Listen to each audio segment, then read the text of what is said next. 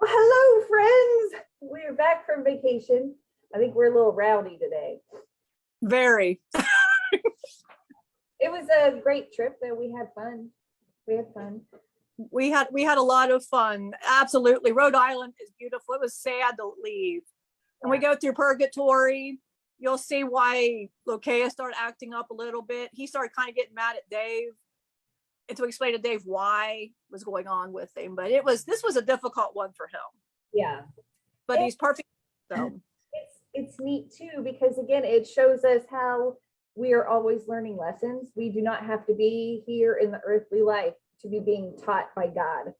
Spirit is still being taught by God, like through us and with us. And it really is, it's all so much bigger than we could have imagined.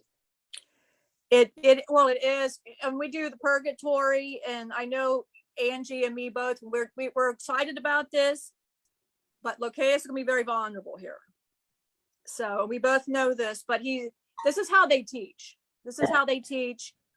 And but Rhode Island is beautiful. That is where he life, it is multiversal.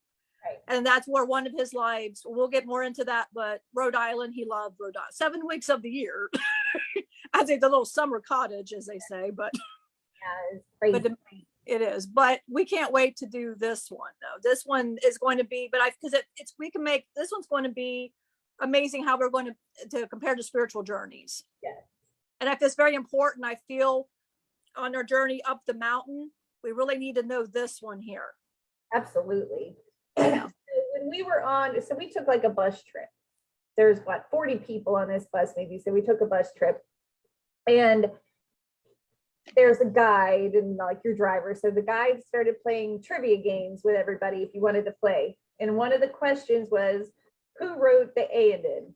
And I was the only one that knew the answer. And the only reason I knew the answer was because we just studied this with the Dante's Inferno, because Dante's guide's name's Virgil, and Virgil wrote the Aeneid. It was a poet that Dante really liked. So I thought that was crazy. The synchronicities and stuff that come through and the things that you see it's insane if you sit and pay attention. I was sad though that it was only worth 1 point. Oh, come on, guys. But there was a drawing section, and it was worth 5 for each drawing. And there was an older lady that like caught me going in and out of the bathroom, and she was like, what was your score? It was like 69, so it wasn't very good. It was 59. That's right, it was 59. And I was like, good thing we had those drawings for 5 points. And she was like, everybody got the drawings. Like, God, sorry, lady. yeah. Yeah, they were taking this very seriously. And the drawings, but did you hear them laughing in the back? Me and Dave go, we want to see the drawings.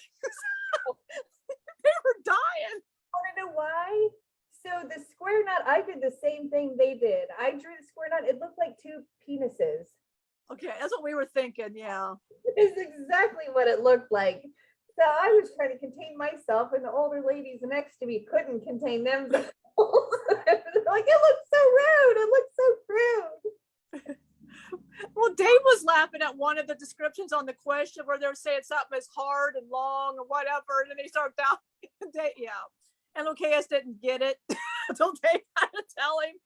So yeah, he has got innocent little ears, I guess. He goes, what does that mean? Why is everybody laughing? Dave had to tell him. They think it's penis. And he's like, oh. Jokes. But that was funny though. And we kept hearing things about destiny. Oh my, yes. We saw a dolphin lake, and the guide had to point out, he didn't point out any of the other lakes. He pointed out some rivers, but that was the only lake he called out.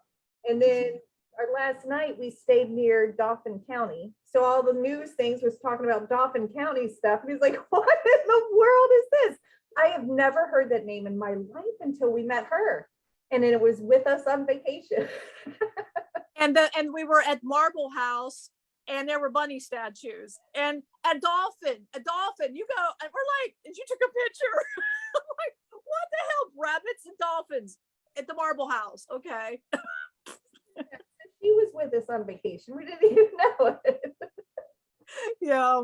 We missed her too. So it. All right.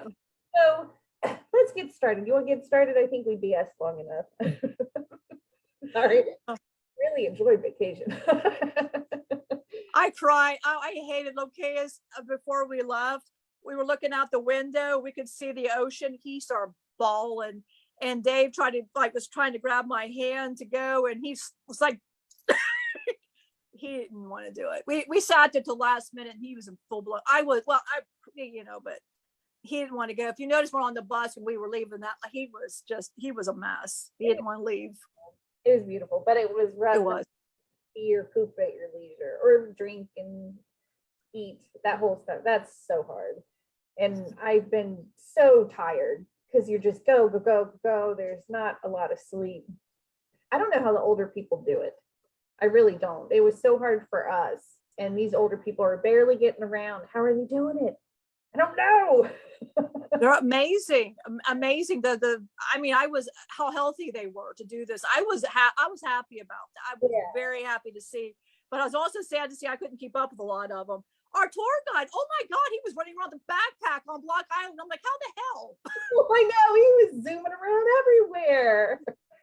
He was so much like a kid. He was just like an adult kid. You could tell he was a teacher. He just has that buddy type of personality. He was great. I don't know. Here we go talking about it again. There's nothing to do what we're here for.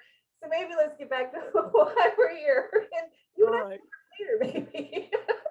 Well, we can talk about Thursday. There you go. All right.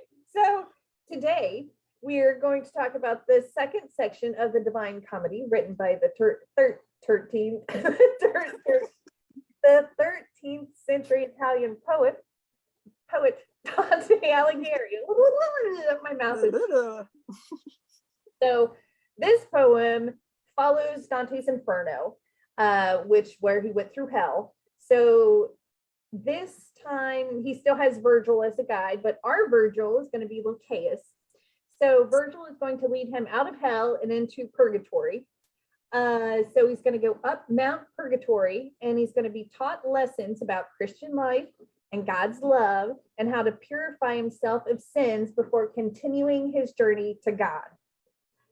So he's gone through the stages of hell. So now he's going to go up this mountain, this Purgatory mountain, and then go into paradise. And then that'll be our third and last installment of Dante's Divine Comedy, will be Paradiso, which will have Marcus as our guide. But today we get Lokaous as our guide. Woo-woo! Let's talk about purgatory. And there are 9 stages in this section, and 2 of them are pre-purgatory states. And then there's 7 stages within purgatory. So is there anything else you want to say about that before we start with the first pre-stage of purgatory? Well, this is Lokaous. I'm the Virgil. Yay! This is a lot of pressure because Loki was last time, so it's a lot of pressure. And then Marcus is next time, so yeah. But in the spiritual, but Loki's always in the contest. So Marcus, yeah. He's like, I'll win. He probably will. Yeah. But the purgatory, this is what I want humans to please listen to this. This was based in, the 1300s when he wrote this, but this is a spiritual awakening, and this is all the steps, and it will answer the question of this is why, if a divine being, of course, I'm a divine being, Loki did hell, that kind of made sense. I mean, we all kind of knew he was going, demon, hell, he's got that. Purgatory, Lokaous, and I'm not trying to boost my ego like, well, he should be where Marcus is. But purgatory, as we go through this, I will explain why purgatory is, as Angela mentioned, is humans learn, but we learn as well. When you're here in the life, these things come up in purgatory. What all the things we're going to go through with purgatory, or all the things we dismiss, we don't pay attention to, and you need to really pay attention to these things. I will mention purgatory is not something you have to go through. Your soul, on the other hand, is perfection. It probably will, but the punishments that he will mention is not the punishments you would go through. That would not be the thing. And this is just for dramatic, to make you really think and make, because the more dramatic, the more it'll grab your attention. So he knew that. But purgatory, they might ask, is that real? I would think they don't call it purgatory. We don't call it purgatory. We call it learning, lessons, teaching. There's all kind of names, but we never call it purgatory. So I know Catholics will say purgatory, but you can call it whatever. If you want to call it purgatory, you may, but we just call it an angel school for humans. This was wrote by, of course, Loki. I hope everybody's figured out who wrote this, you know. Anyway, each of the Virgils here, but we just, because this is so important to help all the things we learned from Loki, we need to learn, and we need to keep, we do that. And then on this, where we're going to go through the human aspects, and we're going to go through the beings aspect through both of our eyes, because she is, as well as channeling me. So she's going to have different perspective. It's hard over here when somebody doesn't read a lot. So words are hard to come by in his brain. Love you, but Cosmo said read some more. But I know. But as we go through this, that's what I would say about purgatory. So if you ask, is this real? It's basically a little in between. If you feel, God don't put you through this. The divine will never put you. If you feel you did learn a lesson, it's not purgatory, it's teaching or lessons, or you're a guide or whatever to learn your lesson before you perfect to heaven, but you're never held back from heaven. And when you're done over here, it's your free will to go. He never holds you in place, gives you punishments, and the divine does not do that. So, but I will hush now and shut up. All this stuff is good to know. Yeah, and what it is, because in case somebody may ask or question that, because her kids asked me. Right. So I wanted to make sure I clarified that. Perfect. So the first stage, well, I guess I'm going to remind everybody, Dante is alive. So he's a living being, and he's going through these areas where souls are being punished. So he's like the only living being. So as we've said before, like if a spirit wants to channel us or jump inside us, as the human being, we have more right to things than they do. So it's important that he is a human being doing this. It's like, why is this human being here? But I think I said human being a lot. Maybe take a shot for every time I said human being. We got water. Get some orange juice. So the first stage is at the base of the Mount Purgatory, and it is stubbornness. And it says the souls here are those who were too stubborn to obey God's laws. They remain there 30 times longer than the amount of time that they were stubborn in life. Dante runs into a man, Manfred of Sicily, and tells them that a soul's time in that stage of purgatory can be lessened by prayers from Christians who are in good standing with God and are within the world of the living. So I thought that was super interesting. Is that true? That if a person that's in good standing with God, if we pray for somebody who is a soul, does that help them? Perfect. Absolutely. Remember Cosmo? He was in dire straits. Remember Michelle? You were Michelle's friend. Yeah, same. When you do pray, it's more you're helping them. The divine is not, because you're under God's good. That's not. The prayers helps them know they're not forgotten. It helps them know, because the way Cosmo left here, it's hard where he is to try to, and when you hear somebody loves you and they're wanting the best for you and love you, what it's doing is just boosting you up more and more and more to the light. It's taking it's like a balloon. It's just taking you like that. So that's what the prayer is offering. The divine is that, you can be whoever you were in life, even Hitler. I'm sorry. I know you probably can't say his name, whatever, but there's different rules there. But you have to be redeemed, and you got to, different things, because you got to go through a lot of stuff to get over here. But when you do pray, it is good. It'll help them know they were loved in life, and it helps them move on, because death is difficult. It's a transition. When we leave this realm, this is what we don't remember anything else. And I'm no exception to that rule. When I was human, this was my world. When if you would say spirits or beings or God, it was so foreign. Like, what did you talk about? Then there's Archangel Metatron. I'm like, oh, okay, cool. Yeah. But when you're human, none of this you don't know in concept, because you look with this eyes, but it's so much bigger than that. But yes, I mean, but the prayers will help. So but it's just for the spirit. let's talk about stubbornness. So apparently, if we're stubborn and we're not obeying God's rules, I know one, we're not living the life we came here to live. And we're really hurting ourselves because we're getting further and further away from what we're supposed to be doing. So we only hurt ourselves if we are stubborn. And I've learned from all these things, we don't trust God. And I think if we were able to trust God, it would be way easier to accept every lesson we're given, because we all know where it's coming from. We trust that He's doing what's best for us. We all need to trust God more, but it takes time. And again, these levels, you're kind of gaining that trust as you're going through this journey, as you're going through all these levels and seeing the stubbornness within you. So Dante's going to have to look at stubbornness within him as he's here. Well, then that's what he's describing on each of the levels he goes on. He sees it in himself. It's like a mirror reflection of him. So absolutely, when you see somebody stubborn, it's a reflection of you. Right. Where in your life, if it bothers you to see somebody stubborn, well, where in your life are you being stubborn? Right. Because every human here is a reflection of something you're here to learn. If it ticks you off, it irritates you, it's going to keep coming louder and louder till you address it. And because everybody's just a mirror. This has all been pre-wrote. This is not a surprise. It's all pre-wrote, believe it or not, but it is. But you're correct. Earlier this week, I heard them say, I lost it. I hate that. It'll come back if it's needed. It's okay. My brain. Oh, that's what we were talking about.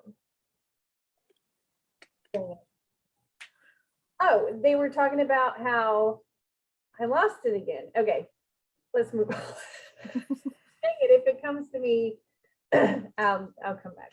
Actually, yeah. All right. That sucks. I can't move on from it. Oh, it happens. So do we have anything else to say about stubbornness on this level, or do we want to move on to the next? We'll just move on to the next. You've addressed it beautifully. We're good. I know what it was, that we exist as something inside this meat robot, and we cannot see what is inside our own meat robot. We can only see it by looking at somebody else's meat robot, that they reflect it to us. That's the only way to see what is inside of us, is when we are dealing with someone, if they're aggravating us, or if we love something about them, it's in you. That thing that's aggravating you, that thing that's inspiring you, that's in you, and it wants to be recognized. And so as Dante's on this stubborn level, all this stubbornness, he's going to feel it, and it's going to show him all these things within him that are stubborn. And that is so a spiritual awakening. You start seeing all these things in other people, and then you do see, oh, shit, that's in me. I didn't even realize that was in me. And then you can start working on it and advance to the next level. Right. That's what it was. Yeah, that's the ticket. Okay. Pre-purgatory level was repentance. And it said, on this terrace are the souls of deceased kings who were negligible during their rule, people who never repented or changed their ways while alive, and those who had violent deaths but managed to repent at the last minute. And afterwards, it says, Dante falls asleep and wakes up at the gates of Purgatory proper after dreaming an eagle carried him there, and that the gates were guarded by an angel who put 7 P's on Dante's forehead. And the angel tells him that as he ascends through the terraces of Mount Purgatory, 1 P will be erased after he learns the lesson. And each P represents one of the 7 sins. So I thought that's neat. So he's got something on him. It's like showing people why this human's there, that he's growing. And that, I think, is going to show all these other soul stuff too. Like, this freaking human is out here doing this stuff. Let's get it. Let's talk about that. Let's talk about repentance.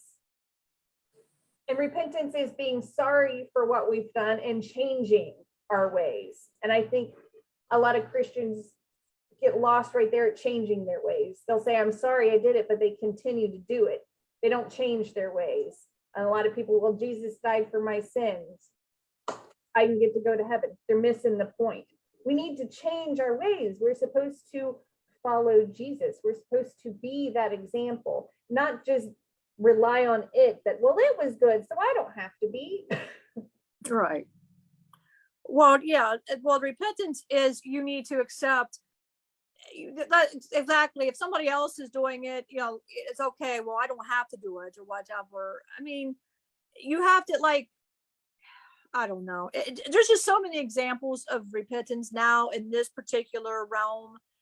This could go all over the place. You gave the best example of that. And I just see a lot in Catholics too, though. And I'm not knocking on the Catholics because, believe it or not, my favorite, and I'm not saying this because I'm an archangel, and I'm not saying because this is the it religion. Because everybody's like, what's the it religion? There isn't one. Secret, none. So, like Loki did the whole other one. There's no, he loves all. Mine is Catholic because my last incarnation was a Catholic priest, and my parish was my life. They were my life. So I'm a little impartial to Catholic just for that reason. So please don't, I'm not saying anything. But my annoyance on repentance was I had a lot of parishioners like this, why I mentioned this. They would come to me for confession, do the Hail Marys. But see, I would know by the voice, he thinks because he has been, all of that, he can go and do whatever, break everything. And they come back to me for because it's not me giving forgiveness, it's God giving you forgiveness. But there's like a little check here. Yeah, you're getting forgiveness, but there's that little check for you. It's not, God doesn't, it's for your soul, and you're growing and you're learning. So I seen that. I drank, it would be like I drank, or I had sex, or I cheated on, I got a lot of these things. And I would be like, did you learn anything? Oh yeah, never happen again. Next week, same person, same thing. And I would feel so bad because I could not go and just talk to them, because it was secret. Trust me, I wanted to hug them all and just like, don't do that, please, will you stop it? Keep it all in your pants, please. I would love that. And in your dress, please. It's all a thing. But that's not what it is. This is for you. Repentance is for you. Because once you let go of it, it's lighter. And you'll notice as Dante goes up the mountain and he lets go of these peas, it's lighter. As our garbage is trying to represent, our garbage is lighter when we let go, repent. This is a gift given to you from God. This is a gift Jesus gave all of us. So that's exactly it. So any situation where you feel that you can just say, Jesus died for my sins, I'm done. Or you go to a priest and then you cry your heart out, then you go tomorrow, you do this. Don't, because that's on your soul. It's on your soul. And when you go and you leave here, it's a lesson you wish you would have learned for yourself, for your soul, for your growing, for you. This is all about you learning. God knows what you're going to do. He knew this ahead of time, but this is for your soul to grow. So I wanted to show this again with the alpha to omega points to show kind of what we're talking about. These low level things, when we talk about low vibrations and high vibration, and that we are energy, this is what we're talking about. God is up here at enlightenment, this vast open level. Look, shame is down here. It's like a nothing. So purgatory and hell are down here in these lower level things. And we're being asked to rise up to these higher level things. This is where we came from, enlightenment. And then our human existence has brought us down here, and our world wants to keep us down here, but we're meant to come back up here. So that's what this story is doing. It's coming up these levels to get to a better place. And again, you're right, it's for you. You're only cheating yourself. absolutely. And I love that chart, Angela. That gives you a good perspective. And maybe on the after live, maybe you could put a copy or something if anybody would like, because I know Michelle was looking for that a long time ago, and that's kind of hard to find. So maybe we could post that so people, because I think that's a good thing. you're working on your levels of energy, that's perfect to compare. So. And there's like YouTube videos where you can listen to some of those vibrations, and that can help lift stuff out of you too. So, absolutely. Yes. For that. Perfect. So let's move on to the first level that he's going to come to within Mount Purgatory, and it's the level of pride. So the first terrace is full of those who were prideful in their earthly lives. The walls of the terrace are adorned with sculptures with examples of humility, but the souls cannot see it because they're hunched over and they're carrying big boulders on their backs and their heads are cocked to the side, so they can't see the beauty around them. And the sculptures again are showing humility, because humility is the opposite of pride. So as you're going through these levels within Purgatory, they're not just telling you about the sin, they're telling you about the antidote of the sin, because they're wanting you to heal it. They're wanting you to see the balance here.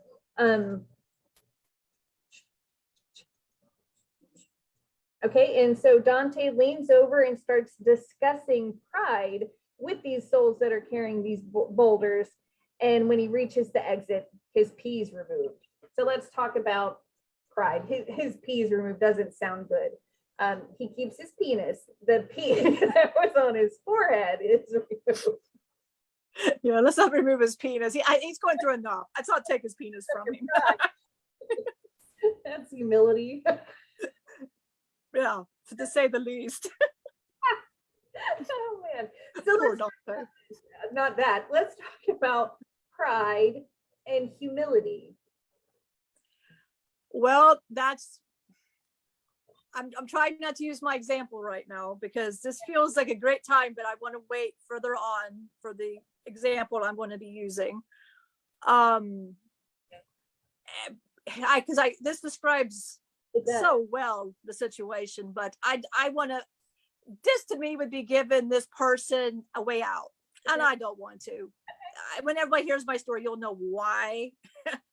But pride, that you walk through life with pride, like it's good to have pride, okay, but there is a level of what he's talking about.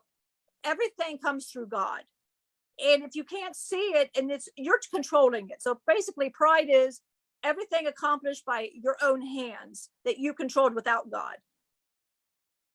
And when you go there, like you leave, then you realize I could have had so much more had I just was humility to him. He's the one that gave me life. He's the one that gave me that. And I'm no exception to this boulder.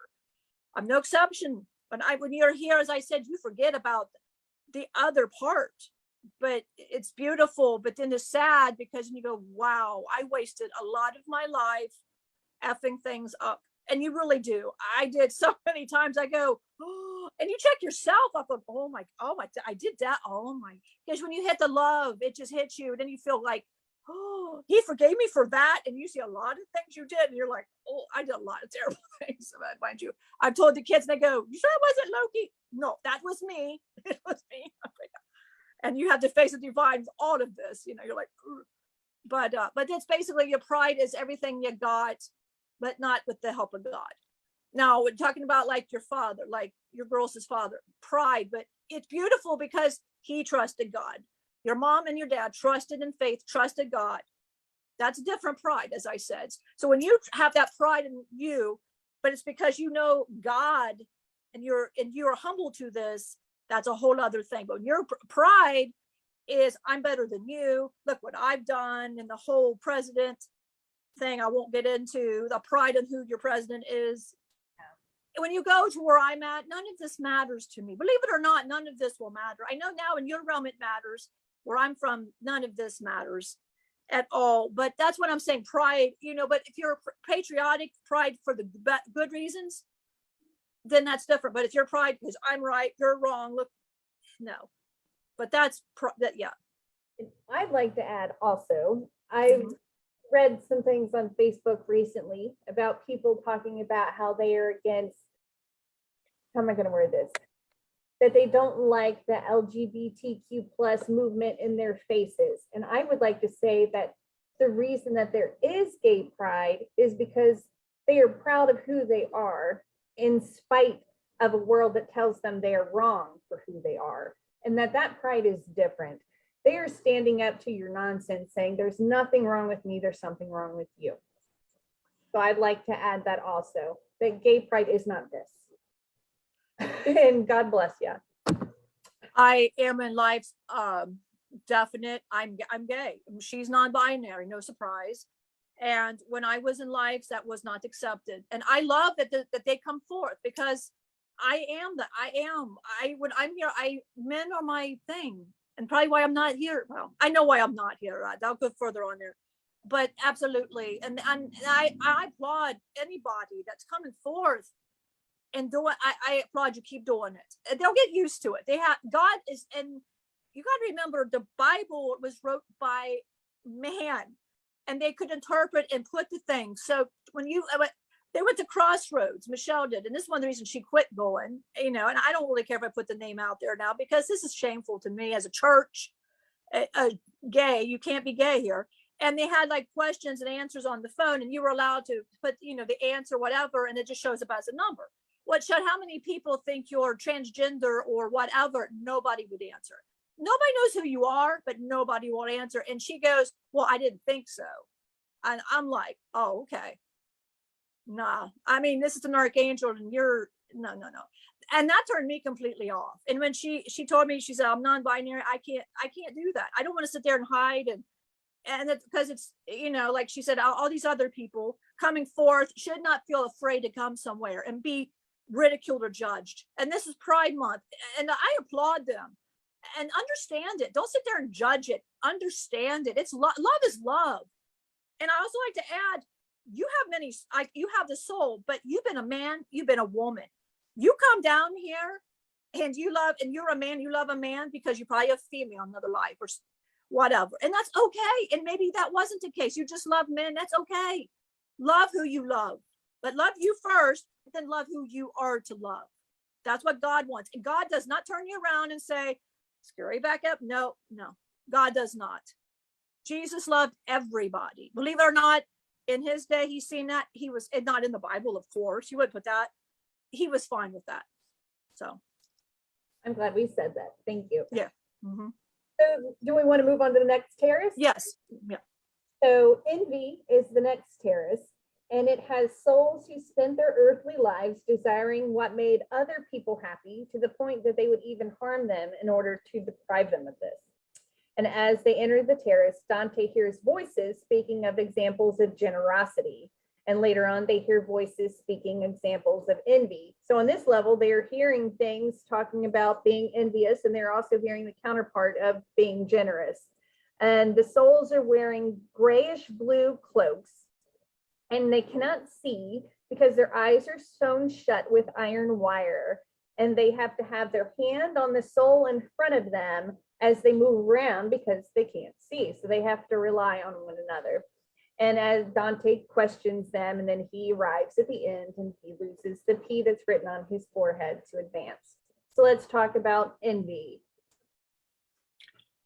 Envy is just a terrible thing. On the trip, you're going to notice Cosmo has to take a little bit of a break because envy. He envies your husband, and so that this. I know. Well, I'm not trashing Cosmo. Please, that's not where I'm going. But that's common for this. Let's let everybody realize when you either go on the other side. It's not like you die and you know everything and it all lights up and like, yeah, no. It's not, and this is not because of the way he died. No, not at all. You could, fall asleep, and die, but you still got all this other stuff you deal with. This was a big problem for him in life. So this is going to still be a big problem for him now, this envy. Envy is you don't ever envy nobody. Because as you mentioned earlier, Angela, it's a mere reflection of what you have. So we don't be envious. And if you know something, let's just say, well, look what I know. That person don't know. Teach them. If they want to know, teach them. Don't wait. We're all here to help one another. We're not here to sit there and be in a contest. I know more than you, or that person knows more than me, and you live your life in hate. And that's just, it's not right at all. You should never be envious. I tell Cosmo, you should be happy that she's got a strong male leader that loves her so much, and these kids and her family. he's protecting that you need to back out. You've had your time. You had your time to do all these things. Now you need to learn it, but we wanted to learn, but we had to throw some harsh reality to the point he had to be bubbled because he was really affecting Michelle's male energy side. She saw when you were on the ferry, not the ferry, but the boat trip for the hour when I made Ellie cry. So yeah, that made me feel, but she needed to get it out. But David goes, Lokaous, look, because he knew I was talking to her. She's always like, Lokaous, can you talk? Right. I love it because she sees when I'm there. And she goes, Lokaous, yeah. So, and then your mom and dad are like, well, Lokaous.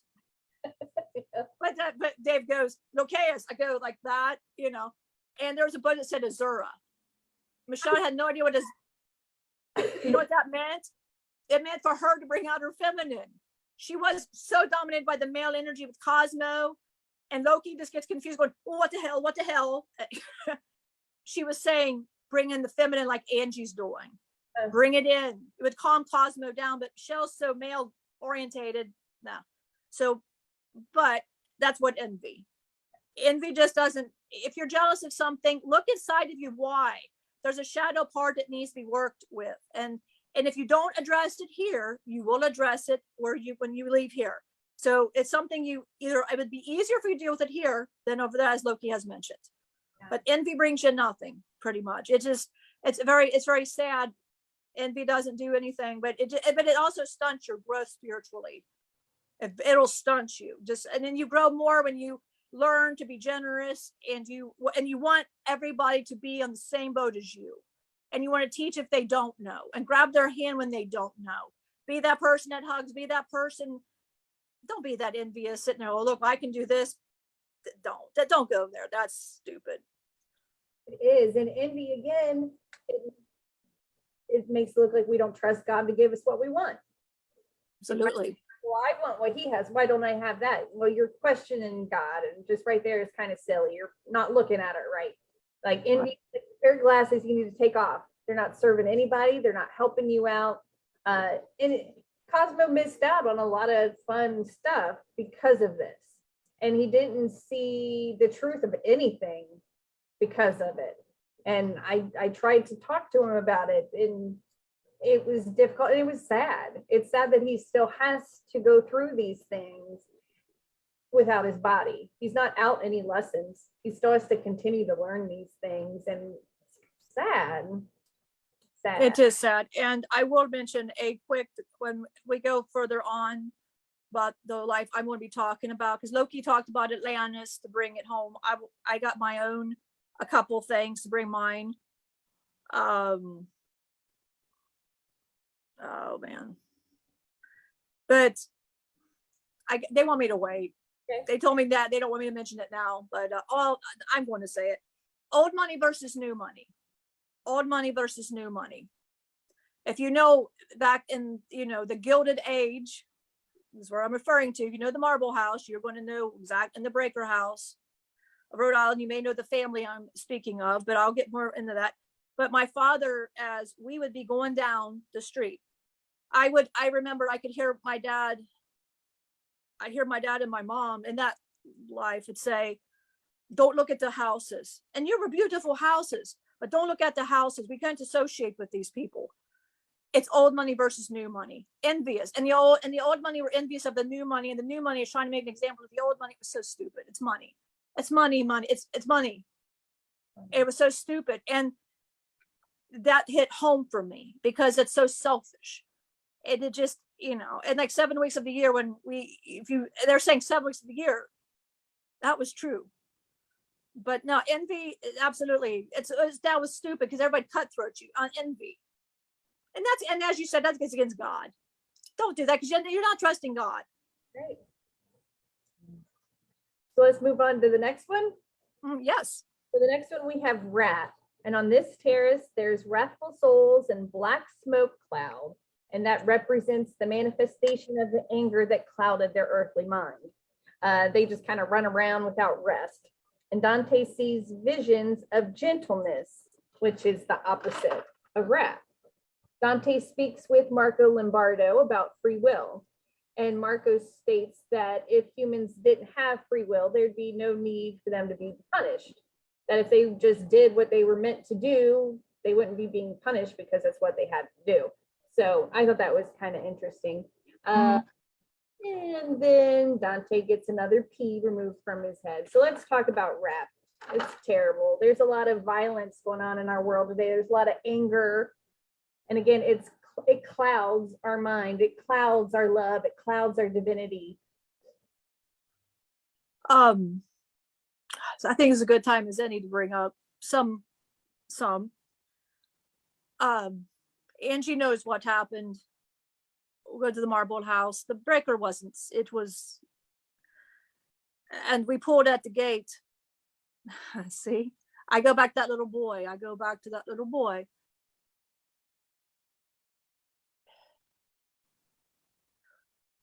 Certain parts I would tell you, I'd stall. And I remember places I hid from my father.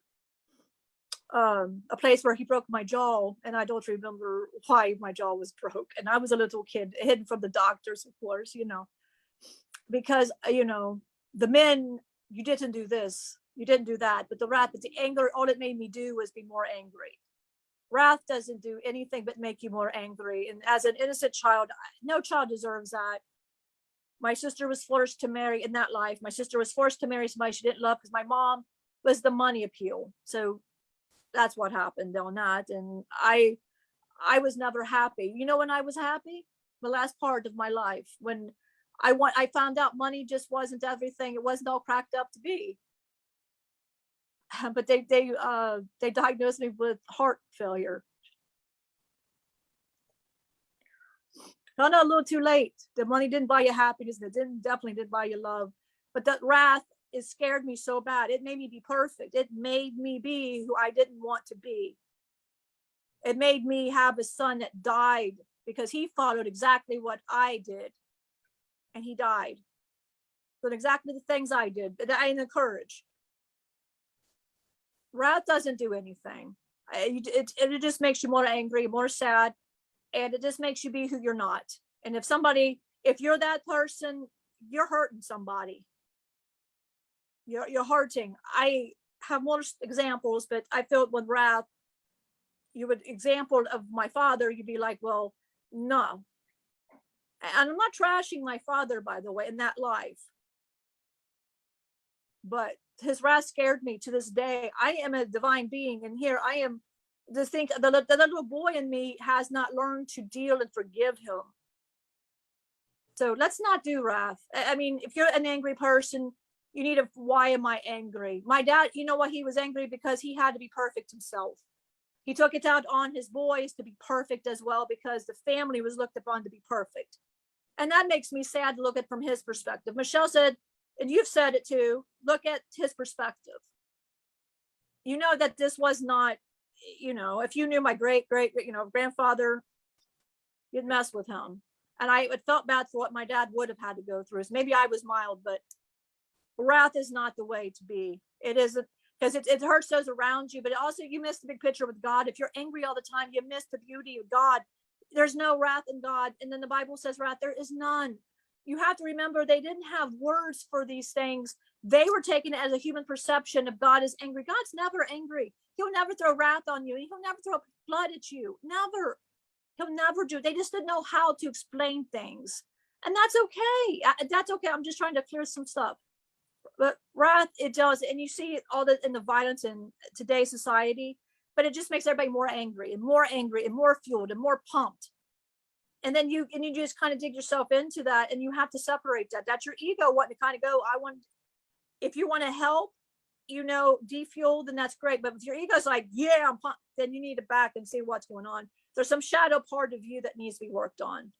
Absolutely. With breath. Absolutely. The next one is sloth. And this terrace contains the souls of those who were spiritually slothful. It said they were like depressed. They were depressed and they didn't try to do anything about it. The voices in the air here speak of zeal, passion, and enthusiasm. And those who stayed depressed instead of looking for a better way would be there. And they learned to act out of love. While he's there, Dante has a nightmare about a siren, a manifestation of gluttony, lust, and greed. And then Virgil has to rip her clothes off, so Dante sees that she was evil. I'd like to add, there are a lot of nightmares while you are ascending through these things. You do have a lot of nightmares. So I thought that was a neat thing that he added in there. Because as you're going through this stuff, you're learning in your sleep. Because your soul's wanting to grow and it knows what it's doing now at this point. You've been through hell, you're going through purgatory, it knows what it's doing, and your nightmares will speak to you. I journaled a lot of those things, and I had a lot of fears come up in every one of those things. It was a fear of something, and I needed to address all those things. So if you are having a lot of nightmares, journal it. What's it about? What's your fear? Let go of these things. They're blocks in your way, again, to get back up this path. That's where we want to go. They're blocks in your way. I that's beautiful. I would add nothing to add to that. That's perfect. Yep. Perfect. All right, slap. So then the next one, I think this is the one they're waiting for. Avarice, extreme greed and wealth or material gain. These souls must lie face down on the ground with their hands and feet bound together. They are punished and purged for desiring material goods with extravagance, greed, or ambition. While Dante is walking around, he feels a tremor, but he dismisses it. Later, he speaks with a Roman named Statius, and he explains that the tremor is when a soul is ready to move on from purgatory, the place quakes. And Statius was the one that caused the tremor. So he will accompany Dante and Virgil to the next terrace, and then another P is removed from Dante's head. So let's talk about avarice, extreme greed and wealth for material gain. There's a lot of this. Our society loves this. And I saw this on our trip. We're looking at these $1 million mansions, and these people are in awe of these things, but I could feel the unhappiness in these houses. I could feel your dad beating you as we're walking through it. I could feel it. I could feel him whipping the back of my back and the back of my neck. I could hear him calling you names. He was ashamed of you because you wanted to have a heart like your mother, and he wanted you to be a stiff little boy. That was him. He wanted you to be a little version of himself. Let's talk about that. That's not great. No, that is all right to talk about.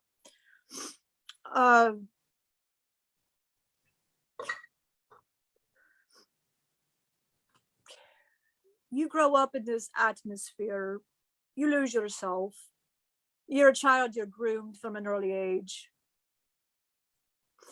You know, the ocean, why the ocean meant so much to me. You know, that whole life, I got a book right here of my life because I don't remember it. I know my name and I knew the house. I knew the memories, but you know what stuck out in that life was the ocean. Out of that whole thing, that was my peace. That was my peace. And I showed you the rocks at Marble House. I would go and I'd sit and those rocks were still there.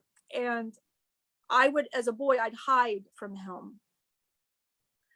He would tell us we couldn't associate with none of the kids. We were told to be a certain way. We're the Vanderbilts, if you're wondering. And I was the second one, Willie. Taking a penis, Willie, you know, I was that one. Junior. So there's no surprise now, you know, I'm talking about the Vanderbilts, you know. So if you have any questions, I can't really answer because honestly, I just know a little bit of my version because I block it. But the house brought back the memories. I'd sit on the rocks and I'd hide from him. I just remember this memory of the trigger. David, you were getting your pictures taken by this ocean. And I was just staring at it and I was trying to be in the ocean. Like I basically traveled there and I'm the little boy and I'm sitting there. Michelle asked me, who's that little boy? And I said, well, that's me sitting there because she's never seen me different. You know, she said, why are you sitting there? So I was really immersed there trying to heal. David grabs my hand, it's time to go back to the bus. And rightfully so. It was time. I yanked his hand and I cursed at him. I told him to F off and get away from me. And I would like to hit him. My dad would go down there and grab me out. And he say, Vanderbilt men do not sit and waste their time sloth by the ocean water. That doesn't bring nothing. And you got lessons you got to know. And it was a trigger. And it was places where my jaw was broke, where I was hit. I hid from him and he'd come home because it was a disappointment. And the whole time he was hitting you girls, he was hitting Trevor, trying to push her down the steps. And all through it, he's telling me, you're a disappointment. Look at you, filth. Look at you, filth. And he said, you were a disappointment in life. Look at you now. He said, you're channeling women. What the hell's that about? Where's Rose at? You know, where's that love of your life? And he's like tee-heeing me, right? And I would hear my mom, she would say, calm down. But from a different vibrational, because he's a piece of work. And so remember we left, Angela. I thought I made my peace with him. And as I was walking down, he told me, he said, you're still a disappointment and you'll always be a disappointment to me. He said, in life you were. He said, I beat you to get it to think. He said, look at you. He said, you're a disappointment. You always were a disappointment. He goes, I should have just drowned you in that ocean when you were there. I should have just got rid of you like Cornelius did, because that's how he got rid of any family members as well, He said, you're a pile of shit. That's what he told me. And I'm trying to leave Michelle, I'm trying to leave, but I had my head down. It just hurt. And I'm a divine being, and here he still tells me that, and it still affects me. His greed and his money, he didn't want to help others. I wanted charity, the eagle's nest. I wanted to be charitable. I didn't want to be, and everybody's got me as this, whatever you want. I was charitable. But you also got to remember, I was ingrained with, my mom always said, well, love is money. That's how you show your love is money. That's how you show your love is money. And my deathbed, my wife, Rose, the one, my love, my life, these girls, of course, I made her promise me. I said, to meet me, and we would go and have the kids again and play in the forest. And I wish I could have done these things. I wasn't allowed to be a kid. I had to be a grown-up from the time I was little. And I died way too young. And my wife, that's what she said to me. She said, well, we'll go play in we'll go do everything, build a fort in the woods. We'll do whatever as I'm dying. And I remember saying that to her. And I remember the ocean. He asked me anything else. I remember the cruelty. And I remember what the money did. It didn't bring me no happiness. You saw pictures. And look at pictures of me. Do I look happy even as a boy? Yeah. My sister, did she look happy? Did my brother look happy? No, we were not happy. But that made me wonder with my dad, how was he treated as a child? For that greed to hit him as bad as it hit him. And I tried to have compassion for him, to know that time, what he went through. I know he was successful, but he was not a successful parent. But I don't know what he went through. But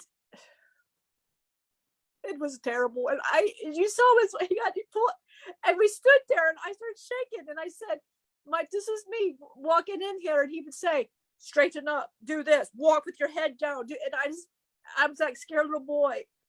And I could hear him say, William. And I could hear and I just started shrieking back. And I could hear Loki going, why are you shrieking back? You're a divine being. So I went back to that little boy who was scared of his dad.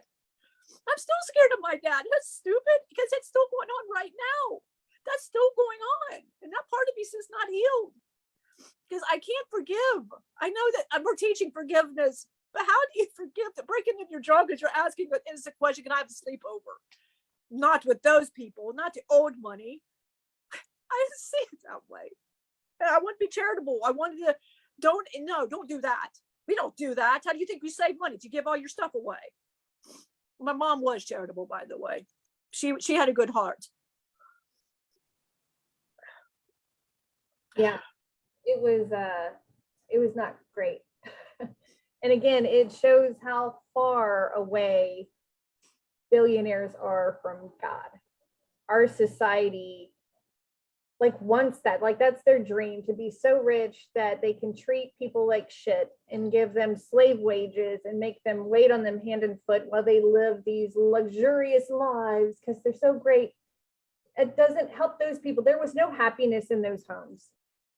There was all of the people that don't have enough money to have anything like that. But our hearts are in the wrong spot. We look at all these billionaires and think, oh, they're so great. They worked so hard. A lot of the time, no, they did not. They did not. They stole the money from our ancestors. Like our country was, they stole the money from the British to come here and start America. It was stolen. There was millions of people here on this land they found. It's absurd. Our history is written by the bully.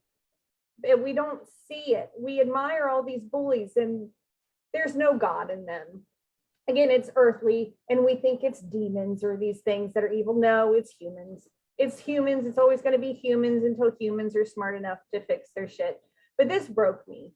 To hear what your dad was saying to you really hurt me. It really did. Because I know that goes on a lot. These kids aren't allowed to be themselves. The parents aren't allowed to be themselves. They have to withhold some image. They're like, well, we have this stuff. We have all this stuff. But none of this stuff means anything. It's just like fake zeros and ones. It's not real anything. The real stuff is what you are. You had the real stuff in you and he didn't like it. And I think he didn't like it because your mom was in you. And I think he resented your mother. And I think that's why he beat you so much, is because he couldn't really beat her. Or maybe he did. He probably did. Yeah. Well, she'd also slap back. So, but I was watching Mary Poppins and we can move, but if you watch Mary Poppins, it's also about a spiritual awakening, which was, I watched it and it made perfect sense. But so Dylan was sitting there, and, people are observant in all directions. Yeah. At the very end, Mr. Banks, the dad, he's stressed out, resembled my dad, except he wasn't cruel. He, like mine was. And at the end of the show, he realizes, he breaks down, the dad, Mr. Banks, realizes that he should be better to his kids. And all of a sudden, every single thing Mary Poppins had ever said makes sense to him now. And he was happy and giddy. He comes home and let's fly a kite. And he's talking to his kids, let's go fly a kite. And Dylan looked at me and he said, you never had that, did you? And I said, I would have loved it. It would have been gold-plated kite, I guess. I don't know, but he would have never flew it with me. He would have told me and been angry at me for being a boy. I would have had to been a grown-up. And it hurt, it killed me. Like, I've never had that in that life. And I teach, but there are some people I knew some wonderful people that had money. I really did it. And there was old or new money, whatever you want to call it. There were some very good people within that. And there are good people that are billionaires, that are wonderful. They do charities. There's wonderful stars that do charities. So, we walk in and we love it, but the work they have to put into that. And I'm talking about nowadays. Back then, it was a lot of cheating and stealing. But my dad did work very hard. And my dad did work. I mean, yeah, he was, thieving and stuff. But in the day, that was kind of the thing you did. And you undercut. That's what you did. But there's a lot of wonderful people that, with God and that. So, but when you admire it, look at the work that was put into it. But look at the waste. It's donated to a museum now. My eagle's nest, Rose donated that to a charity. Everything I had was to a charity. Admit not that you can't, when you die, you can't take it with you. It can be admired by others and you can gawk and say whatever. And I looked at my house, it was no example. I looked at there, everybody was saying, oh my God, Rose have to have her own bathroom and her own this, her own that. And they're correct. I'd done anything to have one more day with her. And you look at the separate times I had my own little hobbies over here, my own little hobbies here in separate bedroom, but not with her. And I didn't realize through the last 6 months of my life, I effed up at, especially with her. It makes you not the same. I took my mask off before I was dying because I realized I wanted to, the last minute repent. There was me, last minute, oh no. I didn't want to be my dad, but I ended up turning into my own father, but not that way towards my own, I didn't. But I realized I love my wife. I should have spent more time. And I seen the stuff I gave her, but should have gave her the heart. My heart is what I should have. She always saw my heart. She always knew me. And she'd always just tell me, she said, you're not your dad. She'd tell me that over and over, you're not your dad. But love, I would have rather had the love, lived in the forest, been like a Jack Valentine. And I envy him for that reason, because that's what I wanted to be in that life. For anybody that gets to be doing these things. So you got the advantage, please do that. You don't need money to go have fun. I would have had fun with nothing, trust me. As a Vanderbilt, people were looking and they said things about Vanderbilts, and it's all up to you to figure out history and stuff, however you want to take the family. But it's also an example of greed and sloth right there, how they just went to the money. And it did start with hard work, but but that's my example. Destiny says you're not alone, and we put so much emphasis on kids who bully, but not on where they learned it from. Absolutely. Yeah. But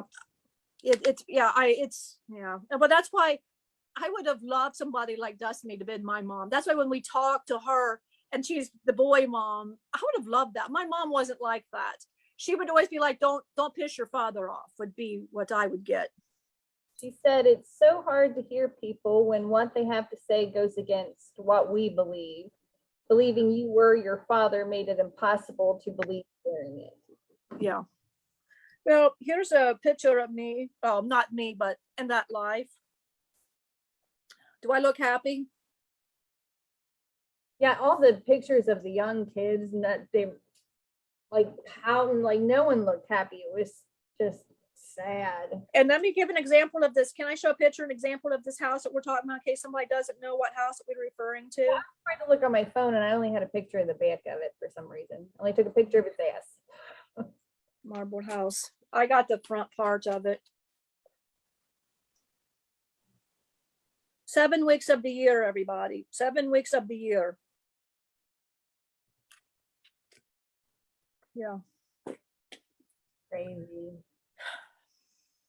Great. Well, let's move on to the next terrace. Please. We have gluttony. The souls on this terrace experience excruciating hunger and thirst while being surrounded by fruit trees that they can't reach. Voices in the trees talk about temperance, and temperance is balance, a healthy balance of desire. And Dante has another P removed, as another P from his head removed as he exits the terrace. But gluttony, as I was watching the thing, this one just made me sad, because it had everybody's like skeletons and like trying to like reach an apple and they couldn't get it. And just the thought of that, I know I overeat sometimes, I overdo a lot of things, and I'll just like, you just get into it. Like you stop paying attention to what you're doing, and it can be very harmful. We really need to pay attention to what we are consuming, and we don't need all this stuff. Again, as Americans, we consume too much of everything. I think we as a society are a lot of these sins. Like we are a very sinful country. We are very gluttonous, very wrathful, very lustful, all of these things, slothful, all of it. We're all of it, and that's not great. We need balance, and we need better things, guys. We need to care. We need to try to fix things and fix ourselves. And absolutely. I was telling Laura earlier, Michelle's lost a lot of weight, and on vacation we gained, I'll just say 8 pounds. I think because her mom and dad just said it's vacation. Yeah. Okay, so we enjoyed ourselves, and we're talking about gluttony, but paid a price, because we've been paying a dear price for that. But so she started working on her weight, but she's going down now. But she's got before the vacation, she got a lot of pajama pants, right? And then they don't fit because she's lost a lot of weight. And her daughter Laura, she goes, "Ooh, I inherited pants," because she's a little bit bigger. And I go, "That's not good." And she's not excited. I said, "Honey, I'd rather help you lose weight than you want these pants. I'd rather just, I don't really know if I want to give them to anybody, because that's to me, that's encouraging. I don't want to waste, but then I'm saying, but I told her, I'll let you have it, but can we help you lose some weight?" And she's, "Well, I don't want to. I like how I look." And I'm glad she loves how she looks. So I'm good with that. But when you get older, she's got a lot of pre-sugar things, and that worries me. And I want the best for her. you know, but yeah, and because I'm sitting there going, but yeah, food seems like the thing. And when you want to eat healthy, there is no options. She was trying to actually, the first 2 days vacation, she was actually trying to eat healthy. And she's like, how? She says, how do I eat healthy? Because everything is not made for that at all. You have to dig and make your battles. And she's following what your mom was doing. And your mom never sends us hell with it. And she says, and I'm like, oh shit. There was no eating healthy. I mean, we're stopping for ice cream and stopping for made from scratch food. And it's like, oh my God, it was all so good, but it was not healthy food. It was not healthy food. It was making everybody, it made her sick. David was sick. The kids have been sick, and all the repercussions. The kids have been sick with stomach problems. They're drained. And I said, had you had healthy, that is not the thing. You're good. But when you eat like crap, it's a wear on you for a very long, it takes a long time for it to get out of your body. But you were talking before the life, it messes your body. It is not good for you. A lot of these sugar things, and I'm not saying all, but I'm saying some, it is weight related, and it is what you're eating. So, I mean, I understand food is like a little expensive if it's a little healthy, but from an archangel's point of view and the being here, if you got a chance to prolong your life, your mom is 72, does not look 72. And your dad, 70 years old, he doesn't look 70. So I would say if you can eat good, try to eat good, because you want to prolong your life. And this is your vehicle. This is the only vehicle you have. It's not like a car trade-in. Our tour guide was a foodie. So he likes food. He knows where to get the good food. And although that was a blessing, it was really hard because we're on a bus. You don't get to poop much. You get to poop when you stop and there's a toilet that you can sit on longer than 2 minutes. There's rush, go. To eat all that food and not be able to poop was so hard. It was so hard. Well, this is me. Now he was going to tell the story of the poop. I know you don't like talking about poop, so I'll. But that was the thing. It was that one where we had the fish and stuff. It was that one. Oh my God, it was so good. I definitely, it was the first time I overate, and I enjoyed. I paid a price. I was constipated, man, because I can't drink water because you can't pee. And then I'm like sitting on the toilet. I got a time limit, so I can feel the energy of the older people and everybody. I have to pee or whatever, and she won't get out of that bathroom. And I'm like, it's like a time, and your body is, oh, what do I do? What do I do? What do I do? And you don't want to be that person that poops or farts. You just don't want to be that person. And because you're just like, if I do this, it's going to, I'm not trying to be gross, but this is what you're doing with on Crosswell. And I'm sitting there on the bathroom going, oh God, I'm in pain. What do I do? As because then we were going to remember an hour and a half tour. I'm like, oh shit. Really, what the hell do I do? So I said, Dave, can you buy some Rolaids or something? Luckily, it helped me to the hotel room. But my stomach's still messed up from all that. And my bladder's all messed up and all of it. So, yeah. And he said, oh my goodness, I wouldn't do super well with that. I totally announced it just to remove my fear. It's rough, man. It is rough because there's 40 people on the bus. And a lot of the times we'll stop at a bathroom. We get 15 minutes for 40 people to go to the bathroom. Sometimes it's just one stall. And everybody has to pee. Everybody has to probably poop. No one has time to poop. And you feel all this anger. Hurry up. It's so hard. It was a lot of fun, but it was really very difficult. And water, we drink like a gallon of water a day, and we couldn't. Because there's nowhere to put it. There's a bathroom on the bus, but you're not allowed to use it unless it's an emergency. And then you don't want to be the one that's stared at because you had to use the bathroom. Dave used it. I was like, oh man, Dave, good luck, sir.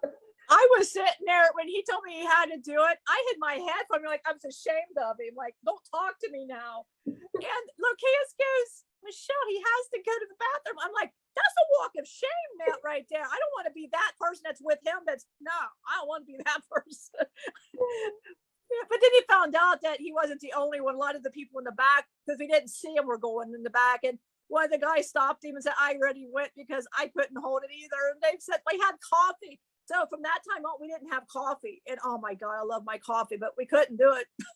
Stop having coffee too. Scott brought all kinds of K-cups, and I couldn't do it because the first day I did, and I was hurting. Yeah, like, we got off track again. Well, we have one more terrace level. to our next stairs level. It's lust. And in this level, the lustful must run through a great wall of flames. And as the soul runs through it, they call out examples of chastity. Everyone must run through the firewall before they leave, including Dante. And Dante was hesitant and afraid, so Virgil tells him that the love of his life, Beatrice, will be on the other side waiting for him in the earthly paradise. And that's all Dante needed to hear. He walked through the wall of flames, and then he falls asleep, and he wakes the next morning to proceed to the earthly paradise, and his last pea is removed from his head. And Virgil does not continue into paradise with Dante. He does not walk through the wall of fire. He stays within purgatory. And the last part of the Divine Comedy, Beatrice, will be Dante's guide, and our guide will be Marcus. So let's talk about lust. Yeah, well, it's the example of this is different types of love. We have love where we want this love, but it's not right for us, or and lust. And you have to remember when you find the perfect person, for example, you're going, this is the perfect person for me. And you start daydreaming. We got to remember, this is the astral you're daydreaming, not the human. You're thinking of the astral, the higher being. So a lot of people, I'm not saying a lot, but you could be disappointed going, they're nothing like this at all. Or they're better than that, but usually not. Because you're talking about the higher self and you're human and you're learning in this state right here. So love, and the human is learning love. So we don't understand what love means. A lot of people grow up thinking sex is love because you don't know what love is. Sometimes you don't know. Me, for example, my wife was picked for me. I didn't know what love was. When finally we got divorced because she was whatever. But I found Rose, who was the love of my life, but I was much older when I met her, but I was appreciative. But maybe I wasn't, but I still didn't know what love was. I mean, you have an example of love. You didn't know what love was. My last year of life, I knew what love was. But then when I died, no, I didn't. So I thought I knew, but no, I didn't. But humans but we're here to learn love. So it's hard for us to express love. It is hard for us to love ourselves. And you come here and you have all this hate, and you see where I went. I'm a divine being, and that triggered me all the way down to that lower level. And how fast can a negative emotion?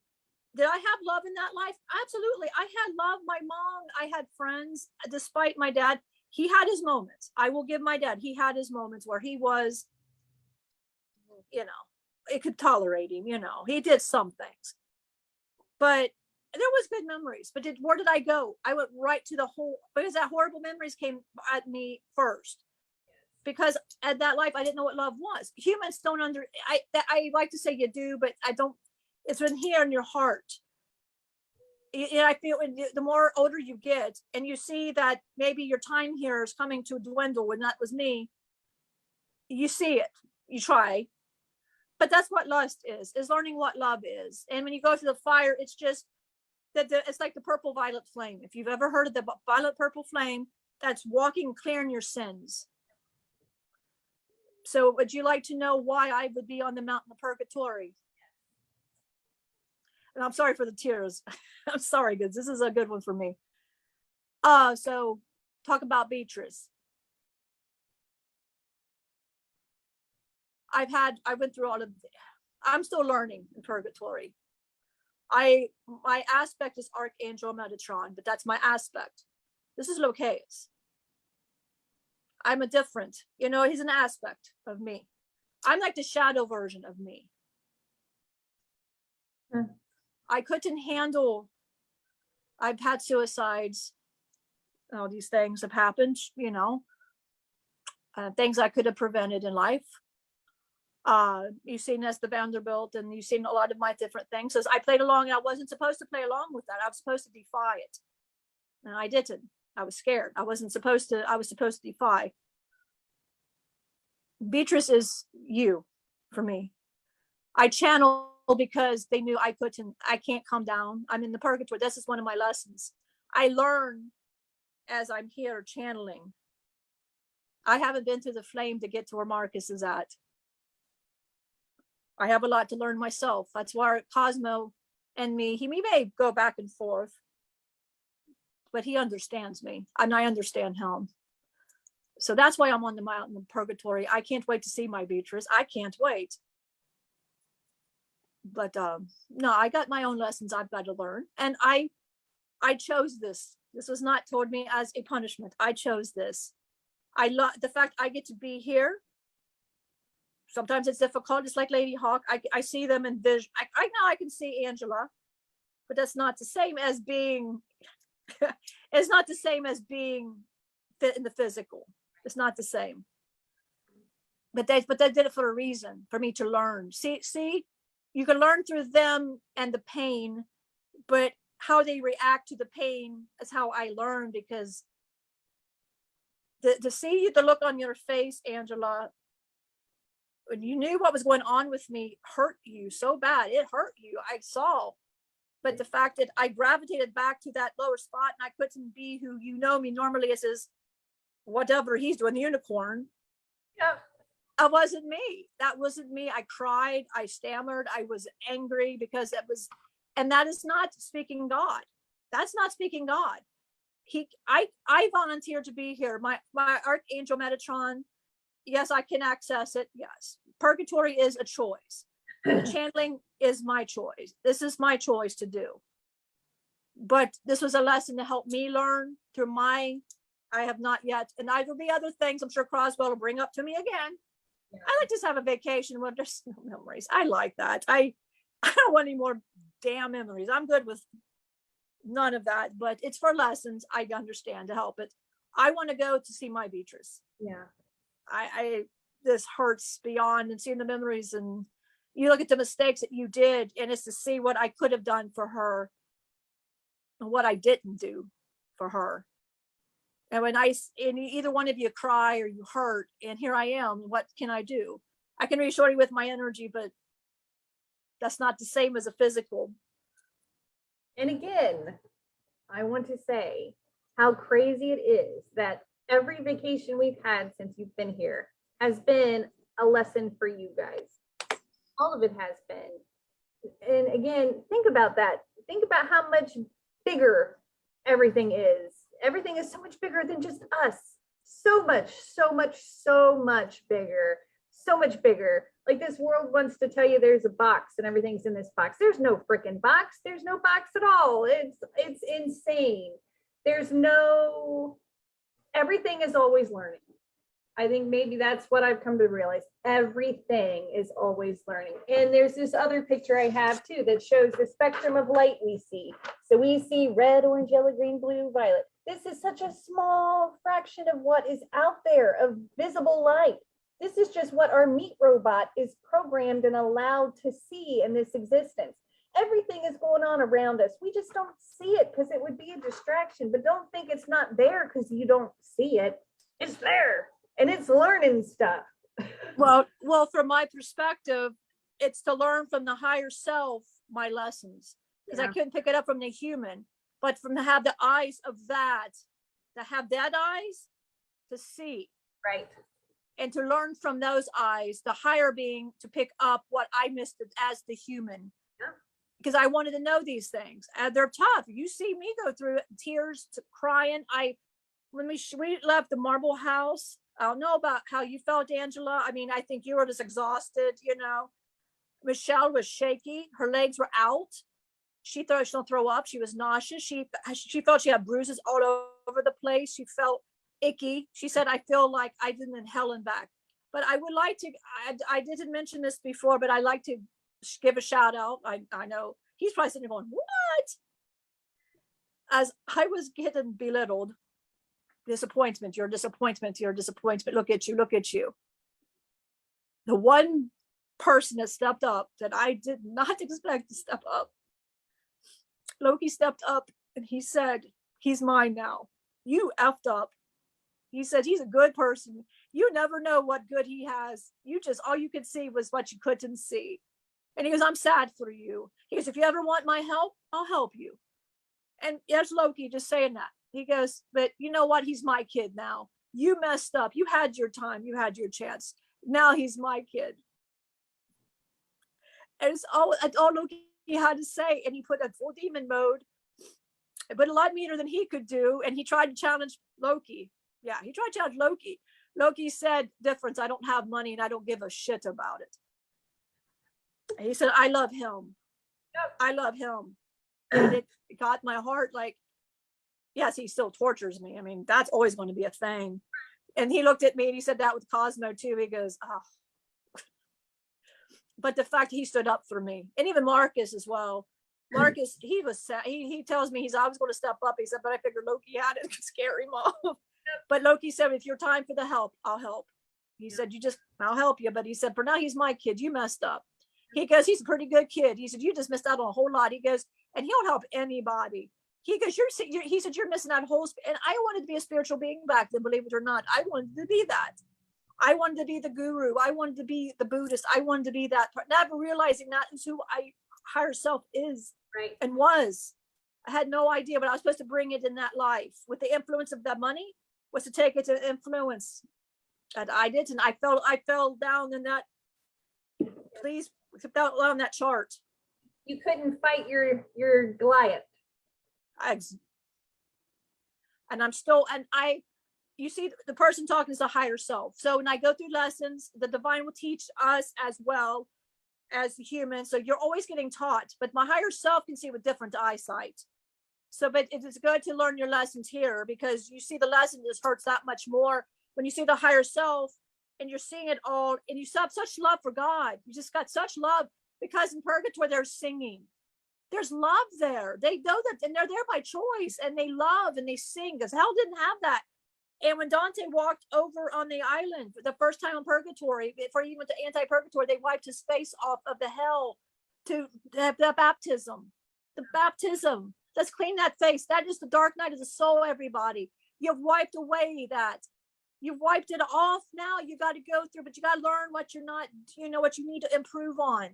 And it takes time. It can take your whole life. It can take several lives. Maybe you come as a channel. It can happen. Raku, that's what he's doing with Destiny right now.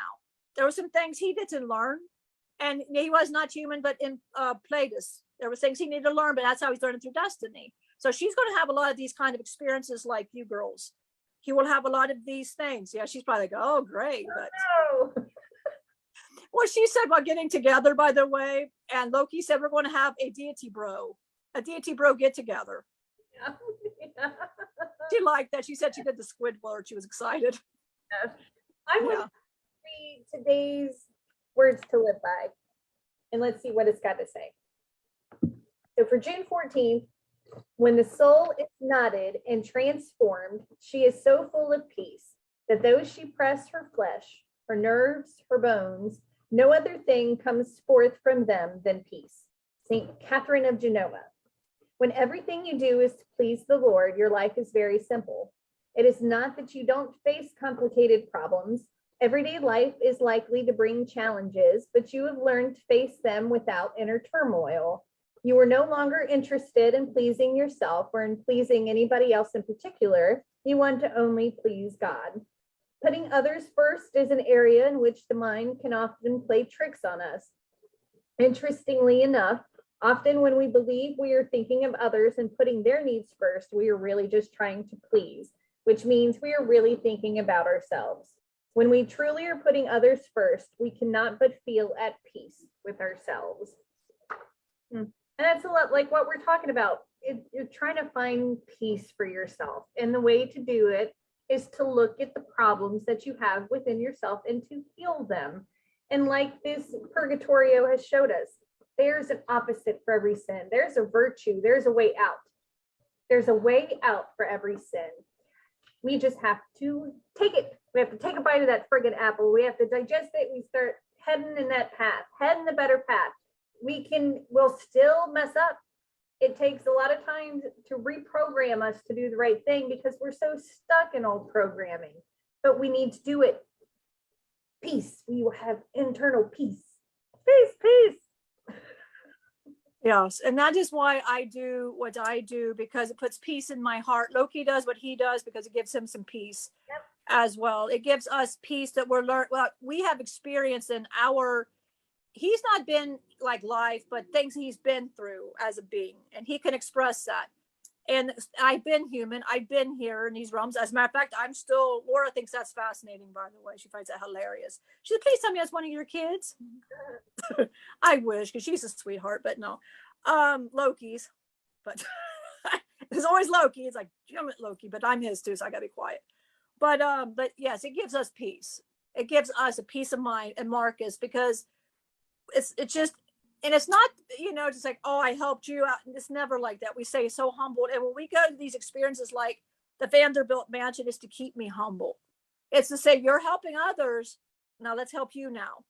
And it's always a turn back to me to make me face, because I'm a better teacher when I can learn my lesson as a higher being, because you're all our higher beings. You're me here. You just meditate on the problem that you feel is that plague in your life, and these 7 things that you go through. These will really help you when you get to see when Dante actually experiences these things, like when he hunched over, he wanted to feel that.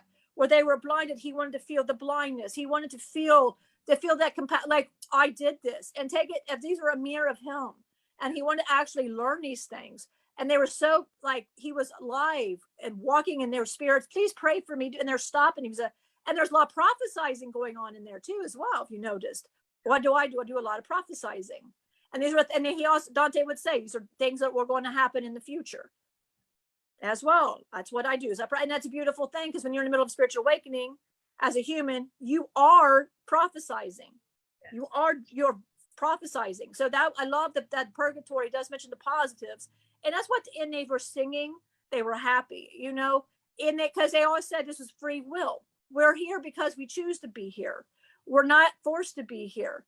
And that, so it's a lesson that, love is going to, and when you know what love really is, the love of God, when you are in his presence, there's nothing like it. And when you're here, you think you know what love is. I thought I knew. And I knew my lives, even as a Buddha, even as all of these things, I thought I knew what love was until I was in his presence. And you all will be in his presence, and you go, wow, I mucked up a lot. Whoa, middle finger to the car. And I mean, for real, you really look at everything and you go, wow, I did this, I did that. And you start seeing, like Dante, look at all the crap you did. And you just feel so bad, because now you're in the presence. You love, and you're here to please him, be his servant. And look what I did as a human. But he knows as what humans do. He's logical. He's learning with you. But when you're in his love, you don't want to be, and it's just like shame. You're like shame. But then after you like shed that skin, like in purgatory, when you go to heaven, when you've walked through the fire because you've accepted, you forgave yourself, he's forgiven you. This is all forgiving you. All the things in purgatory is forgiving yourself for the things you feel you need more perfection on, is for you to see it. And if you got to hold the boulder, you love him so much, I'll hold that boulder. If I've got to put my face down, I'll do that for him, because I love him. I want to be in his presence, pure, baptized. I don't want to present myself as the dirt and the muck from life. I want to be presentable to him. He's given me all of this beauty.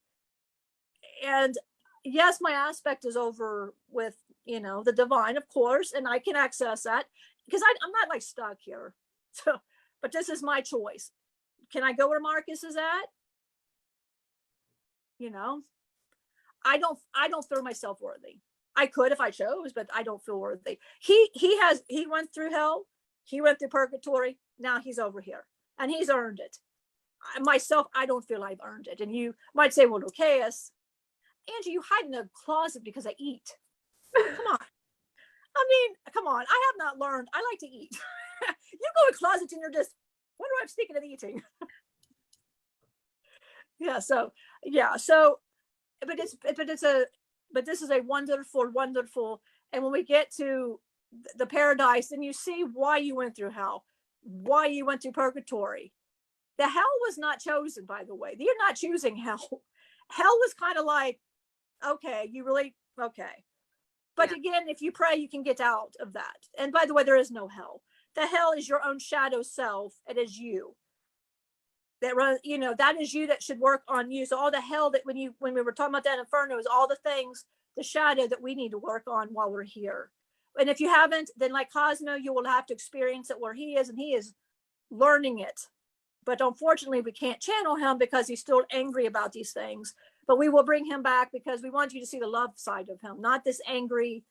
We need to get him out. And maybe we do a set, maybe Angie, you channel Cosmo. I feel like our followers are very good followers, could bring that love out of him. Yeah. I really feel that he needs a lot of work himself. And he loves everybody on here, by the way. He loves, like we all love all our followers and viewers. We love everybody. He loves everybody. And this is not fun for us to see him go through this, but maybe we bring him under different circumstances. Yeah. But purgatory, you know, let's pay attention to all of these things and learn it here while you're here. But if you haven't, this is chosen. But this is why I'm in purgatory. Wait to go see my beaches. I can't wait. I can't wait. You know, so I look forward to that. I mean, I'm here. We got the girl parts, both sides. Oh, and by the way, he told me when my dad, when he saw both of you, by the way, he goes, huh, you got two women. Well, that's good. And I'm like, it's the same person. Like, what? It's still Rose. It's the same person. So, yeah. Smart. Destiny said, meat robot. I also like flesh prison. Oh, I like flesh prison. That's pretty good. Yeah. It's hard to love when we see reflections of things we hate in ourselves. Yeah. Yeah. Well, you should have seen me. No internet this morning. No internet. And I'm freaking out because I don't have plan B. I'm on plan A. DTs don't have plan B. Okay. I knock on Trevor's door. Help! And it was like 3 hours before the live. He walks in. He says, what do you want me to do? I said, fix the internet. He goes, I'm not Spectrum. But he was nice enough to set me up. And he said, Lokaous, and I love how he says this to me. Lokaous, you of all should know that you should always have a plan B. It's like Murphy's Law. Everybody knows that. So obviously, no. I said, I'm a deity. Didn't know that. But yeah, I'm sure I know that, but I don't know. And he set me up. You did good at being our Virgil, though. You were a good Virgil. I appreciate you as our Virgil. But I hope I wasn't sad like all the way, but to get the point across. I think it's very necessary. Again, while we were walking through the marble house, I couldn't handle it for you, so I started praying. So I was like, can you take this away from him? Can you make this less difficult? And he said, no, he has to experience this. He has to see it, and you need to see it. And like everything here is a lesson. Pay attention to all of it. So I paid attention to the fact that you were experiencing your life on a tour with people who were talking about your life. And a lot of people are saying really shitty things about your family as you're walking through this. And that was really eye-opening for me. And it made me want to fix more of my earthly life stuff because that was hard. It was really hard to see you have to go through that. And I know that you had to learn and all that stuff, but it sucked. It sucked. It was really hard. And we do idolize all these rich people and we don't see that there was no heart in it. And it was just so unfortunate. It really was. It made me sad. But I was proud of you for being yourself, even though you got beat and abused for trying to do it. The fact that you were still reflecting the heart of your mother because that's who you felt like you were, that you didn't let him change you into what he wanted you to be. I really admired that about you because you couldn't stand up to your Goliath, but you kind of did in a way that you didn't let him completely squash you. He just took me back to a very, but yeah, I tried. Loki just had to keep reminding me in the background. He goes, look at all the wonderful qualities. And this is coming from my own father. And Marcus, I could hear Marcus. I could hear you. I could hear the girls. I could hear everybody. And I could hear Laura. I could hear, I heard everybody. I know I'm going through names. Your tour guide, he had pictures. And I was looking through them and he took a picture. Your dad walks away like that, but I'm in the background. He could probably feel, your mom and dad are very, very can feel. probably had no idea why Michelle was all upset about the Vanderbilts, but I had to experience it. It was like Eagle's Nest, I think, was the worst. It was actually my house. And to hear everybody say Rose in the closet, what kind of is he? And he says he was charitable. Even your own dad said he wasn't much of a Vanderbilt. Look what he did. Look what he did, And I get that from his perspective, because your mom and dad have earned everything. And from their perspective, yes. But it made me look at different higher self. They were brutal. Even the tour guide on that was brutal. She said he was, and she just was terrible about me and my family, about my son who died, no heart. And I was funny when I walked in there, and it wasn't funny, and I'll make it real fast. When I was there, and that was 3 years ago, and I hear the servants that are the spirits still there, and I'm walking around there, and look, they go, "Can you fire the tour guide? Master, can you fire the tour?" I go, I like to kick her, because she rushed you through it. You couldn't take pictures. Don't touch that. I don't care. It's mine. Take, I don't give a shit. Do whatever, but it's not mine now. They let us touch stuff. Yeah, but we weren't allowed. Right. We weren't allowed in any of the other ones, but we were allowed in this one, or we weren't allowed and we did anyway. I'm not quite sure which one it was, but I touched everything. Yeah, I tried not to, because I didn't want any more memories of anything that I didn't want. And then remember the picture that was in the Breaker mansion that she's got. I don't have a picture of it. I wished I was rushing around, or she was rushing around. I'm sitting there like, no help, like, oh, why is it? And you're feeling that too. But where I posed for that particular picture, yeah. I showed you the area, and you're like, oh wow. I felt bad for Emily there. She just sat there. What's he talking about? It's okay. It's all right. Destiny says she's going to have to go back to the beginning and catch what she missed, but she truly appreciates what she's heard so far. Heck yeah. It's pretty good. I really like these, and I think it's crazy that they've been wanting us to write a book called The Spiritual Guide to the Blue Heavens, where we talk about doing these things. So it's weird that there was already a book about it. But they knew it, and I didn't know it. And when they're like, hey, do Dante's Inferno, I didn't get it until we started reading it. It's like, hey, this sounds familiar. We wrote that. I know. And now we get to upgrade it. And I'm excited, because that's something we've been talking about. We'd like to have a pamphlet to give to people that talks about these things, but about a spiritual journey, a spiritual awakening, what it means, what is it, how to get through it, because we just kind of happened to us. Again, I felt like I had a forced exorcism, and I was scared. I didn't know. And we don't want you guys to be scared and not know. We want to help you out. So we need to get on that. But we will. We've got a lot of to-dos. Absolutely. And I would like to, Angie, if you're up for this, after we do the Paradise with Marcus, have another live where we sum up all of them. Perfect. I think that would be fantastic. And that would be just a kind of a free for all.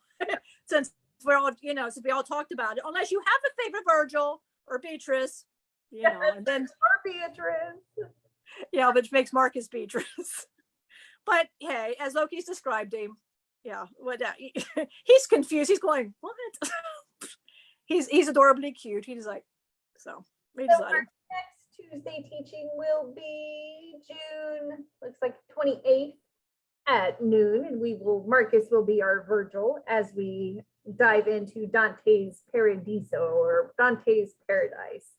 Again, well, this is the Virgil for today. Lokaous. I'm going to bring Marcus through. So I hope you enjoyed me as Virgil. So at the end, I guess, who is your favorite guy, Virgil or Beatrice? And which Virgil? So it's going to be Beatrice. Me and Loki just kind of, it's going to be Beatrice. So, but well, I want to bring Beatrice here, as a matter of fact. Yeah. You get to be Beatrice. Hey, I get to be Beatrice. She's very beautiful. I am beautiful. So I'll take it. That's good. So it all makes sense. Yeah. It does make sense, because when you finally see the hell and the purgatory and the hammock on the other side, you're like, I'll be Beatrice. I don't care. I'll be whoever you want me to be. I'll be your Huckleberry. I'll be whatever you want me to be. That just sounded really wrong in all levels of your human words. I'll be whatever, like the New York street performer. Yeah, Loki, by the way, manifested her. So yeah. Great. Yeah. She was actually great. Yeah. We get off the bus, we get dropped off in New York City to the sadness of my parents, who apparently wanted to go through their whole life with ever being anywhere near the city. And we get dropped off on Arthur Street in the Bronx. And as soon as we get off the bus, there's this crazy, cute little girl. She's like, I'm Ruby Rose, and I'm the best thing you'll see in New York. And she did like a leg kick, and there was a hairless beaver. You know what I mean? And then she was talking about how people were mean to us, that she'd beat them up. And my daughter Ellie's like, I want to get her number and have her beat people up for me. It's like, honey, like you'd have to pay her pimp. Because she's looking for jobs. For jobs, honey. You know, it's like, what? Like, oh, she wanted to go get her number. I want that nice lady's number. It's like, I'm sure Dave and Scott want the nice lady's number too. Well, if you remember, her mom and dad was asking, and Dave says, I know, I've seen her somewhere. She's like a street performer. And then I like what Scott said. Yeah, oh yeah, street performer of all. She said she'll show you all of New York. And so Michelle goes, also, you know her, Dave. You know the street performer. And he couldn't get out of it. And he just had to but yeah, he was. But I like to add something here. You know how Lokaous' signal for the women are rose? And she had on a skirt with foxes on it. Absolutely. Very cute. I'm sure she was the best show in New York. I wouldn't doubt it.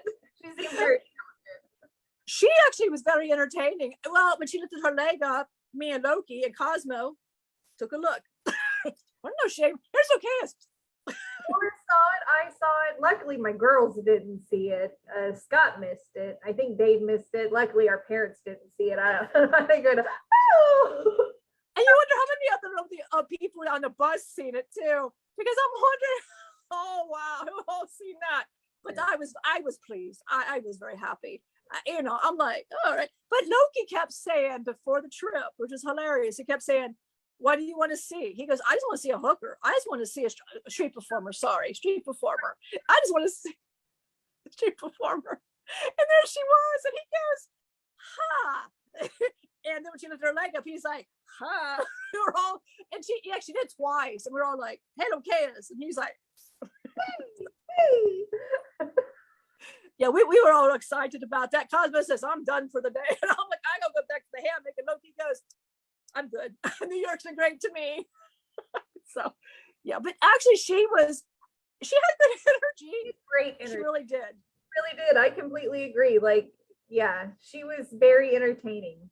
I'm sure she does just fine for herself. I actually wanted to talk to her. Michelle goes, I don't mind just skipping the food, just talking to her. And we're all like, she's got that guy there. It looks a little scary. I think we need to go that way. It's going to charge you to talk to her. To pay him to talk to her. That's what I thought. He had terrible vibes. And you could just tell what was going on by their vibes alone. She's selling herself and he's like, rawr, rawr. You're on pig talking to my thing. Absolutely. But this was a part of New York. We were very happy. Sure. It was like great, you know. But Loki manifested that. So no. Cosmo. I like Ruby Rose. I liked her too. But I guess we will go ahead and and by the way, Michelle tried to lift her leg like she was clothed. And I'll tell her she tried to kick her leg up like that. She got her legs stuck. Yeah, we can't do that. That was talented. Like she had to be a gymnast or something at some point in life, or a cheerleader or a karate kick. Like it looked like a roundhouse kick, but it was cute. Was the Trevor's in the background? This is Marcus. You can stay there, Trevor, but he's doing the kick. Well, yeah, he's got pants on, so please keep that. It's not hairless. Yeah, that was very. I loved your mom and dad's expression. But like it can be hairless, but it was great. He said, "Laugh out loud." Oh my word! I don't know what I'd do with my boys. Just have some explaining to do, Lucy. Trevor's in the background. You said it was clean. He goes, ew. He's still going, ew, like this was the worst thing in the world. Loki was very pleased with what he saw. He was very happy. So was Cosmo and I. It was great. I was like, Persephone, who? But we go back to Persephone. If you know anything about her, that's another story for Thursday Live. Maybe you'll bring it up, but ask about Persephone. But yeah. But yeah, we'll have to do that. There's some Persephone stories that are pretty good. Oh, yeah. Yeah, Trump, yeah. On Thursday, right? Yeah, we'll bring it up Thursday. Yeah, we'll bring it up Thursday. Good idea, because yeah, there's some funny things about that. And there's great things. There's a lot of excitement on the boys' ends when it comes to Persephone. Oh, there's like, oh, that's just, you have, yeah, it's just, we'll go into that because I could go on right now. Like, wow, he's just going, yeah, Trevor knows the stories in the background going, oh, Marcus is going to go there. Yeah, I'm full of love, people. I'm full of love. But I'm doing a Cosmo. Talked for like almost 2 hours. All right, well, I'll shut up. Okay. I gotta pee really bad. And if She does too. Yeah. Destiny, if you're still with us, thanks for being a trooper. This was a long one. We're still kind of on vacation, I think. We needed a vacation from vacation. So that's what this is. This is what this is. So I'll go ahead and I'll do this fast because after you said it, she was fine up until you said pee, and she said, "Oh," I'm like, "Oh, nah." Remember, we don't feel it. We're like good. We tried to just, but we can see the pain in your face on like the bus. We're seeing it now. So Trevor's laughing now. So I like to wish everybody unconditional love and just, Sorry. Oh, sorry. It's you're good. You're fine. You're just speaking your mind. I'm brute. I'm just a little gross. Just a little gross. No, because remember the belch that you had that went, that's pretty good. So maybe they can flip that. That's but anyway, I mean, we can't do that. But wish everybody unconditional love. Be that spark in somebody's life. And this, we saw that picture. We did. I loved it. It was great. Destiny said, "Oh, laugh out loud. I love this. I missed you guys." And then we killed her with the burp, I think. So, sorry. You're the Squidward, That's Marcus is doing the Squidward. Yeah. I really, Raccoon right now is like, what in the hell did I just see? You saw Squidward. Squidwards. But I will go ahead and bring it to the other side of Marcus because I know she's going to like that. So we'll let the other side of me go ahead and just finish it. And me? Yeah, you're the other side of me. Yes. Oh, I was waiting. It's me. Oh my gosh. Okay. Well, we love you. We missed you guys. We really did. We had fun, but we really missed you guys. We're excited to be back. We want to try some new things, do new things, get everybody more excited about like healing our shit and being better people. And hooray! We love you. We will see you on our next live, and then we will see you on a Tuesday teaching, and we may see you in a reading if you'd like one. We will see you around. We love you. Goodbye.